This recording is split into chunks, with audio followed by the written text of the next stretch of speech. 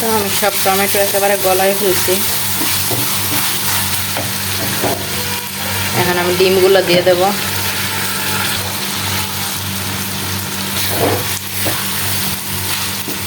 তো hello everyone, আসসালামু আলাইকুম। আপনারা সবাই কেমন আছেন? আলহামদুলিল্লাহ, আমি অনেক ভালো আছি।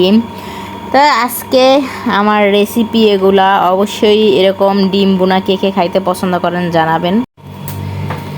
তো আজকে দুপুরের খাবার আমার পোলাও, সাদা পোলাও, তারপর ডিম ভাজি করে রাখছি, টমেটো দিয়ে বোনা করব। আর এখানে কালকের মাংস রান্না করা আছে।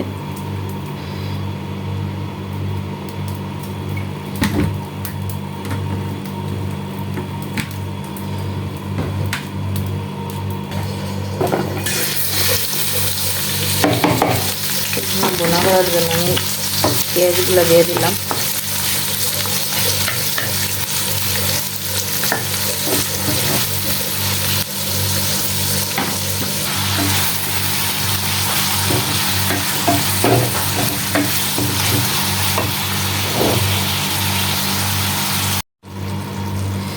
তো আমি টমেটো দিয়ে দিলাম, মশলা দিয়ে দিলাম, এগুলো সুন্দর করে কষাবো, তারপর ডিম দেব।